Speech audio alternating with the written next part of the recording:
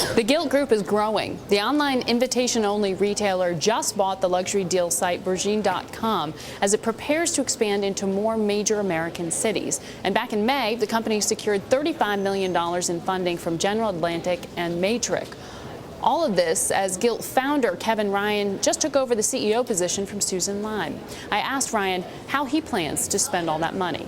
That money just continues to go really primarily to launching our new businesses. So, you start something from scratch like Gilt City. It's obviously not going to be profitable day one. We're already in 6 cities. We already have probably 50 employees that have happened really in a period of 3 or 4 months. So you're going to have to invest ahead of time to do that. Now, in building up the infrastructure of the company, you're changing your warehouse locations, moving them more to the middle of the country. I mean, what other changes are you making to contain costs and add efficiencies? In warehousing, we have launched a big new warehouse in Louisville, Kentucky, which we're very excited about, and that will continue to build over time. In technology, we're just getting better by investing in personalization, scalability, better features that really help consumers make decisions. And then on the marketing side, we're doing more and more sophisticated things to be able to get new customers, acquire new customers. What's essential to Gilt is that we don't show you 10,000 shirts. We show you a certain number of brands. It's about the curation. Exactly. Of the site. Curation, it's the right thing. A lot of customers feel a little bit overwhelmed by the selection online. And so it's a real value when we bring it to them and say, look, here are some great things that we've selected and you can trust us. Personalize it to the viewer as they log in with their account because it's still invitation only. Yeah. For example, when you get an email every day, that's one of 2,000 versions that go out. And that's based on everything you've purchased in the past, everything you've looked at in the past. It's customized. So you've got a tremendous amount of information about the consumers who do go through with the purchase. More so than almost any e-commerce site you can imagine, because you can't get onto Gilt without signing in. Right. So as a result, we actually know every single page any member has ever seen.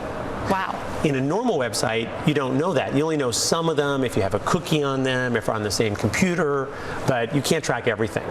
We have 100%. So you just went through with an acquisition, Bergine, that you closed just a week or so ago. Do you plan more acquisitions? Yeah, I don't think it's not the biggest part of our strategy. We really find there's more value when we build things from scratch. But because now we're in 6 verticals, so men's, women's, home, kids, travel, and local services, we'll find selective acquisitions that are in one of those categories that we think adds to our overall expertise. So Bergine started in San Francisco. They have a strong presence in San Francisco and LA, and we thought it was a great team, so we thought that would make sense to bring on. So I think selectively there'll be other acquisitions over time. When we spoke with Susan last, she indicated that an IPO was at least a year off. Is that still your point of view, and why that far out? Yeah. Oh, yeah, I would say I think that this is an IPO candidate at some point, but it's certainly not in the next 9 months, and I think it's much more likely that if it happened, it would be more of a 2012. And the reason is that we're still growing really quickly.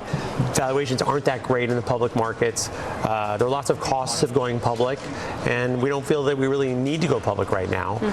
It's a big distraction, certainly for the senior team, and so really think a year or year and a half from now will probably be a better time than now. Gilt is only one of many businesses that you're in. Looking back at the experience you went through with DoubleClick and the sale of that, ultimately a sizable sale to Google. I mean, what did you learn from that would change the way you would consider a sale this time around? Would you put Gilt up for acquisition? My strategy always is I never think of an exit strategy for a business. So I don't think about that. But at the same time, any business I've ever been in, including DoubleClick, if someone came in and said, I'll offer a very substantial number and I thought it would help the business, we'd listen to it. But the reason you haven't heard any acquisition rumors about Gilt is that we're not out there talking to anyone. And so I don't think it's that likely.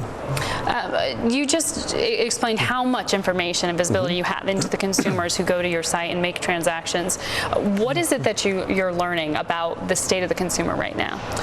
So I don't think that our data reveals the state of the consumer as it does. It just reveals that you as a consumer, maybe you like, you buy kids clothing or you don't, or you buy high-end women's fashion or you don't, or you really prefer jewelry or you don't.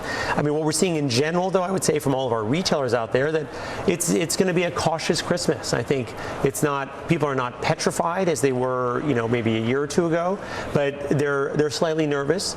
Most brands cut back a little bit on how much they were ordering. And so I think people are expecting it to be an okay Christmas, but not great. And Gilt is hiring for 100 open positions, mainly here in the New York area.